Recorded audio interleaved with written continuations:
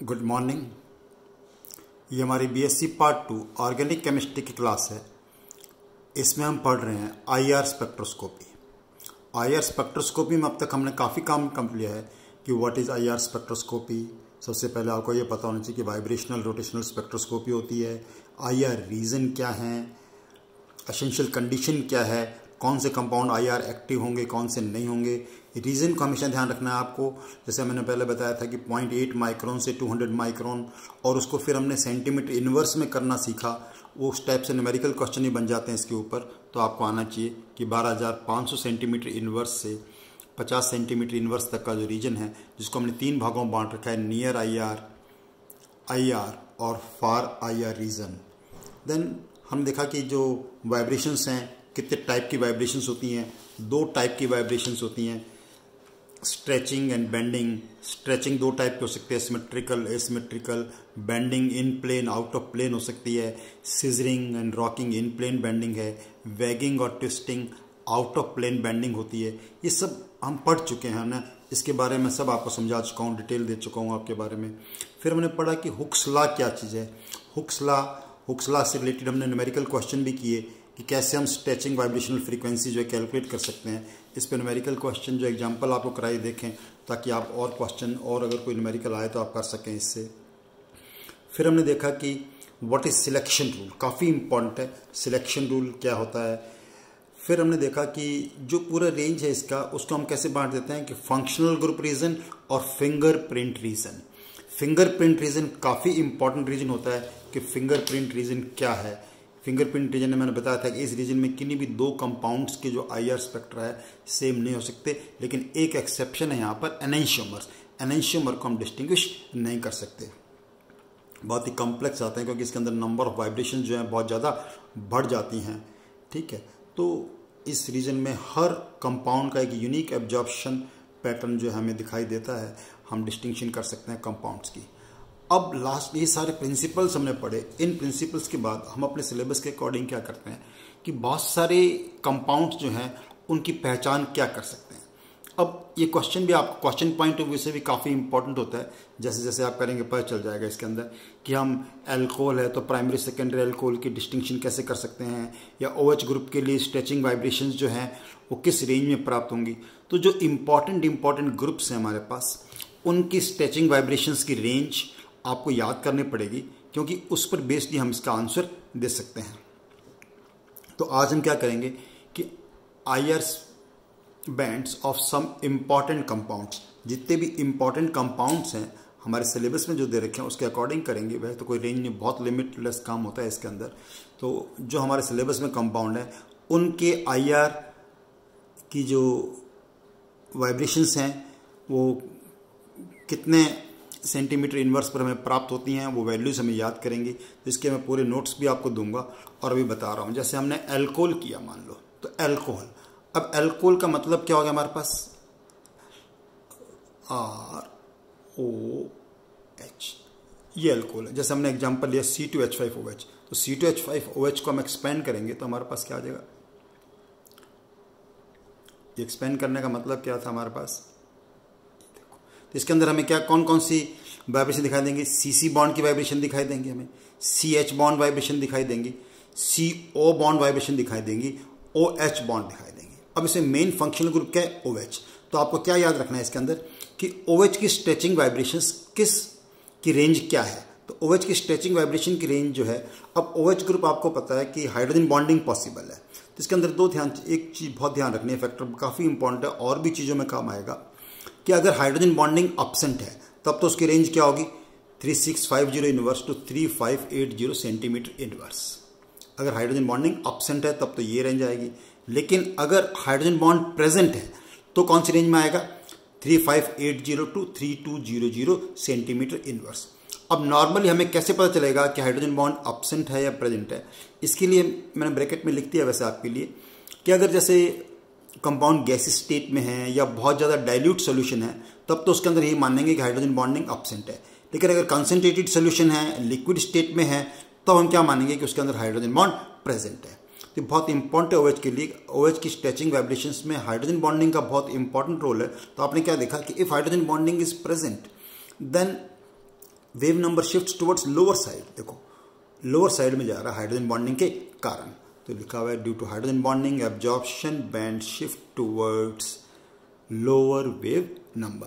तो ये बहुत ध्यान रखना है आपको कि हाइड्रोजन बॉन्डिंग के कारण जो है एब्जॉर्प्शन बैंड लोअर तरंग संख्या की तरफ, लोअर वेव नंबर की तरफ मूव हो जाता है। दूसरे टाइप की जो इंपॉर्टेंट स्ट्रेचिंग वाइब्रेशन अल्कोहल में होती है वो कौन सी होती है? CO। तो CO स्ट्रेचिंग वाइब्रेशंस। अब CO बॉन्ड, हालांकि हम अल्कोहल की बात कर रहे हैं, लेकिन यही CO बॉन्ड किसमें होता है? फिनॉल में भी होता है। दोनों में, अल्कोहल और फिनॉल दोनों में इसकी रेंज क्या रहती है? 1260 to 1000 centimetre inverse.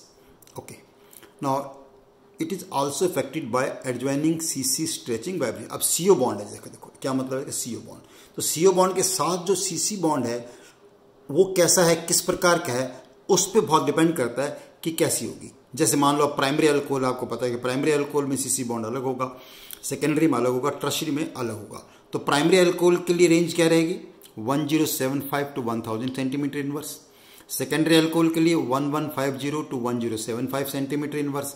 And tertiary alcohol के लिए 1210 to 1150 सेंटीमीटर इनवर्स। तो क्वेश्चन क्या बन जाएगा इस पर कि आपको, और उसमें ये जवाब देना पड़ेगा आपको कि हम प्राइमरी, सेकेंडरी और टर्शरी अल्कोहल की पहचान हम कैसे कर सकते हैं।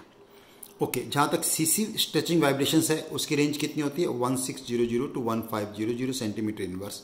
और CH स्ट्रेचिंग वाइब्रेशन, अब CH स्ट्रेचिंग वाइब्रेशन जो है हर कंपाउंड में हो सकती है, लेकिन अब वो कार्बन कैसा है इस पर डिपेंड करेगा। ये जो कार्बन है इसकी हाइब्रिडाइज स्टेट कौन सी है, हाइब्रिडाइज स्टेट कौन से? मान लो सैचुरेटेड कार्बन है तो sp3 हाइब्रिडाइज्ड है, डबल बॉन्डेड हाइब्रिडाइज्ड है तो sp2 हाइब्रिडाइज्ड है।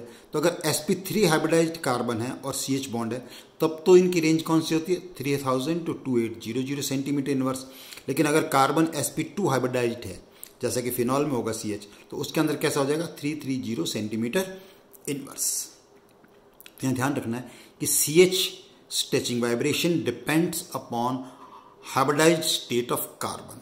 अगर हाइब्रिडाइज्ड स्टेट कार्बन की है इतनी और sp2 हाइब्रिडाइज्ड है तो रेंज क्या होगी? इतनी होगी। CH में बेंडिंग वाइब्रेशंस भी हमें दिख जाती हैं 1470 to 143 सेंटीमीटर इनवर्स पर। अब मान लो एग्जांपल लें जैसे 2-ब्यूटेनॉल। अब 2-ब्यूटेनॉल का मतलब क्या हो गया? Compound is this two butanol. अब 2-ब्यूटेनॉल में देखो वही CH स्ट्रेचिंग वाइब्रेशन आएगी हमारे पास, CO स्ट्रेचिंग वाइब्रेशन आएगी। सारे के सारे कार्बन कौन से हैं? sp3 हाइब्रिडाइज्ड हैं, तो CH कौन सा हो जाएगा? लिख रहे हैं sp3 hybridised carbon CH stretching vibration आएगी। तो अब 2-ब्यूटेनॉल की वाइब्रेशंस की वैल्यू अपने ध्यान रखनी पड़ेगी। CH stretching vibration 3300 centimetre inverse पर, 110 सेंटीमीटर इनवर्स पर, ठीक है, और 30। देखो अब ध्यान रखना है 2-ब्यूटेनॉल में कौन सा सेकेंडरी अल्कोहल है, तो सेकेंडरी अल्कोहल के अकॉर्डिंग आया।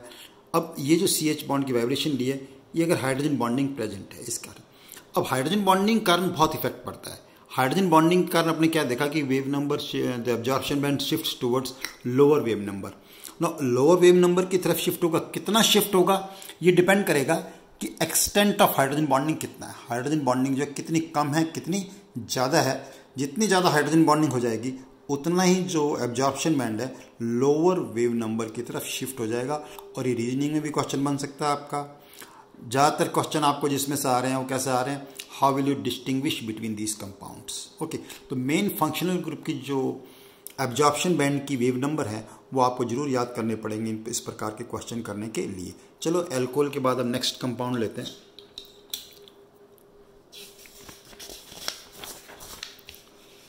अब लेते हैं बहुत ही इंटरेस्टिंग कंपाउंड, काफ़ी कॉमन है, काफ़ी क्वेश्चन बनते हैं इसके ऊपर। कंपाउंड जिनके अंदर C double bond O group present हो, कंपाउंड जिनमें क्या प्रेजेंट हो? कार्बोनाइल ग्रुप प्रेजेंट हो।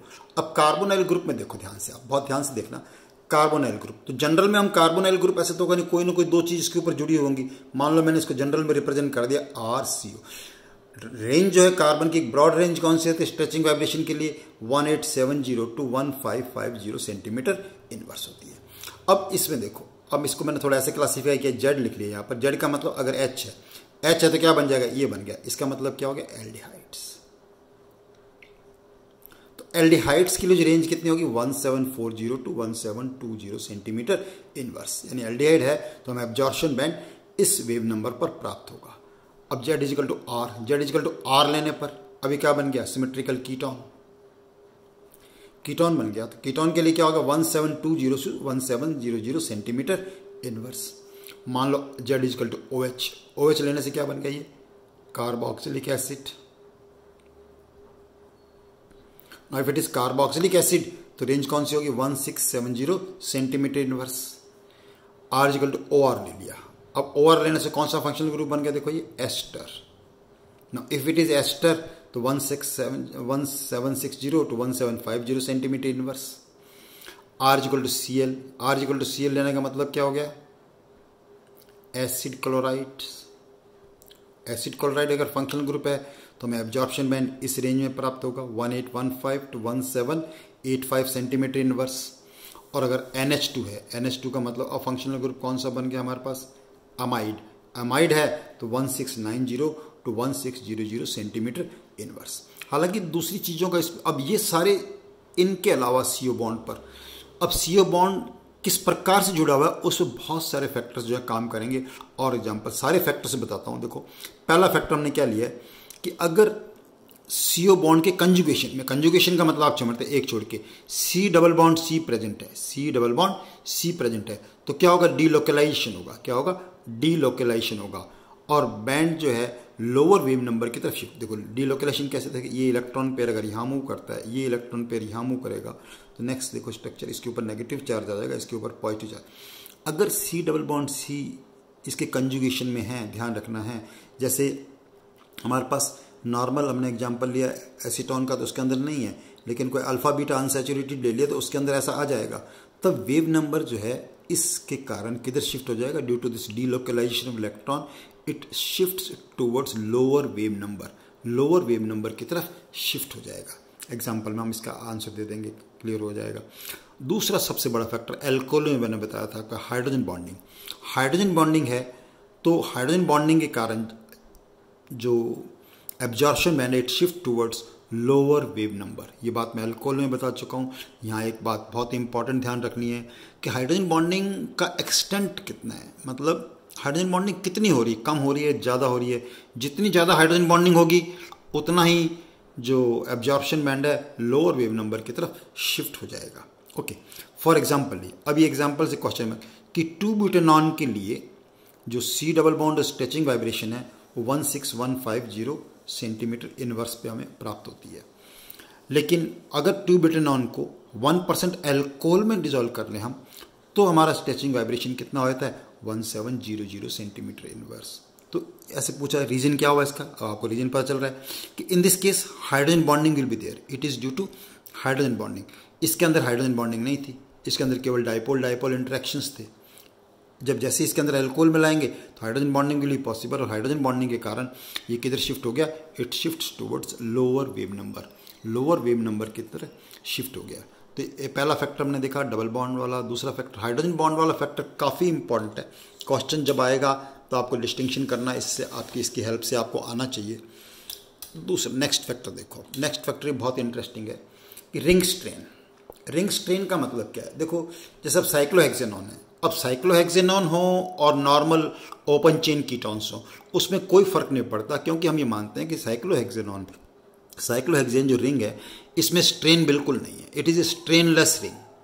अगर हम स्ट्रक्चर ये प्लेन माने तब भी स्ट्रेन मिनिमम है, पकड़ माने इसकी स्ट्रक्चर जो कि आपको पता है कि नॉर्मल साइक्लोहेक्सेन ऐसा होता नहीं है, चेयर फॉर्म और बोट फॉर्म में होता है, खैर वो अलग चीज़ होगी यहाँ पर। लेकिन अपने ये मानना है कि इसके अंदर स्ट्रेन नहीं है, स्ट्रेन नहीं है तो ओपन चेन कीटोन्स और इसमें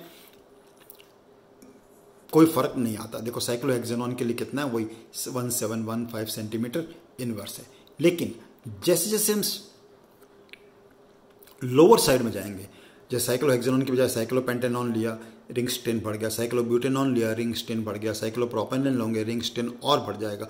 तो रिंग स्ट्रेन जितना ज़्यादा होता जाएगा तो वेव नंबर जो एब्जॉर्प्शन बैंड है that will shift toward higher wave number, ये ध्यान रखना है, that will shift towards higher wave. जितना रिंग स्ट्रेन ज़्यादा हुआ, जैसे साइक्लोहेक्सेनॉन के लिए नॉर्मल, लेकिन साइक्लोपेंटेनॉन सी कौन सा हो गया साइक्लोपेंटेनॉन, साइक्लोपेंटेनॉन के लिए देखो बढ़ गया रिंग टुवर्ड्स हायर साइड, और रिंग स्ट्रेन और बढ़ गया साइक्लोब्यूटेनॉन में और ज़्यादा बढ़ गया रिंग स्ट्रेन। राइट, तो एक ही फैक्टर। एग्जाम्पल लिया, जैसे मान लो अब ये एग्जाम्पल लिया, ये एग्जाम्पल कौन सा कंपाउंड लिखा है मैंने, प्रोपेनॉल लिखा है जी। कौन सा एग्जाम्पल लिखा है, प्रोपेनॉल। तो प्रोपेनॉल में क्या होगा, सी डबल बॉन्ड होगा, सी डबल बॉन्ड हो 1720 सेंटीमीटर इनवर्स से मिल रहा है, C H stretching vibration 280 and 2715। देखो दो लिखा है यहाँ पर, रेंज नहीं लिखी, एंड लिखा है। एंड क्यों लिखा है, यानी सी एच का हमें डबलेट प्राप्त होता है, लिखा है बराबर, क्या प्राप्त होता है, डबलेट। एक बैंड इस पे आएगा और एक बैंड इस वेव नंबर पे हमें प्राप्त होता है। अब दूसरा एग्जांपल लें, कार्बोनॉल वाला एसीटोन। अब एसीटोन में क्या होगा, सी डबल बॉन्ड और स्ट्रेचिंग वाइब्रेशन वही 1705 सेंटीमीटर इनवर्स। लेकिन एसीटोन देखो, इधर सी है इधर सी है, बीच में कीटो ग्रुप है, यहाँ पे stretching and bending vibration, stretching and bending vibration जो है, इसके कारण जो एब्जॉर्प्शन बैंड है 1210 सेंटीमीटर इनवर्स पर प्राप्त होगा। और इंटेंस बैंड, इंटेंस का मतलब बैंड की पीक अच्छी होगी यहाँ पर। नेक्स्ट एग्जांपल है 2-बुटेनॉन। 2-बुटेनॉन में देखो एक फर्क आएगा, एसीटोन और 2-बुटेनॉन में क्या फर्क है, केवल एक मिथाइल ग्रुप का ही तो फर्क है, एक मिथाइल ग्रुप ज़्यादा हो जाएगा यहाँ पर इसके अंदर। तो एक मिथाइल ग्रुप ज़्यादा होने से स्ट्रेचिंग वाइब्रेशन में ठीक है नॉर्मल 17150, लेकिन ये जो एक मिथाइल ग्रुप का प्लस आई इफेक्ट होगा, इस कारण जो stretching and binding vibration it is moving towards lower side. वहाँ 1210 था, तो यहाँ कितना है 1190 सेंटीमीटर। तो ये किस कारण से आया, it is due two plus I effect of methyl group. Methyl group एक जो बढ़ गया है 2-बुटेनॉन में, उसे कारण आया। सिमिलरली देखो एसिटोफिनॉन। अब एसिटोफिनॉन देखो ऐसा होगा, नाम लिख दिया, इसमें एक फैक्टर और काम कर जाएगा, अभी आपने पढ़ा। ये देखो ये कंजुगेशन में आ गया हमारे पास, ठीक है। तो सी डबल बॉन्ड और stretching vibration 1680 centimetre inverse, because in conjugation, and conjugation कारण लोअर साइड में शिफ्ट हो रही है, कंपेयर करो ऊपर वाले एग्जांपल से। और एरोमेटिक कीटोन्स में स्ट्रेचिंग और बाइंडिंग वाइब्रेशन जो है वो कितने मिलती है, 1260 सेंटीमीटर इनवर्स में मिलती है, 1260 सेंटीमीटर इनवर्स में मिलती है। तो ये सारी वैल्यूज़ आप याद करेंगे, जब आप क्वेश्चन करेंगे तो पता चल जाएगा। क्वेश्चन नॉर्मली इनमें क्वेश्चन किस प्रकार का आता है कि how will you distinguish between these compound, इन यौगिकों में आप विभेद कैसे करेंगे। तो मैं सारी वैल्यूज़ का पीडीएफ भी आपको दे दूंगा बहुत ध्यान से, और आप इनको नोट्स बना लीजिए इनके अपने कॉपी में वीडियो देख के। मैं जैसा कि हर बार आपको कहता हूं कि इसे अभी और बहुत सारे कंपाउंड लेने हैं, वो जो कि नेक्स्ट वीडियो में लेंगे हम, तो इससे ज़्यादा फिर बहुत ज़्यादा हो जाएगा आज का काम। तो कीप डूइंग योर वर्क, साथ साथ आप वीडियो बनाएं, वीडियो देख के आप अपने नोट्स बनाएं, और नोट्स बना के आप अपने पास रखें और उनको रिवाइज करते रहें, तो आपका काम बहुत ज़्यादा अच्छा हो जाएगा। Okay, keep doing your work, thank you very much.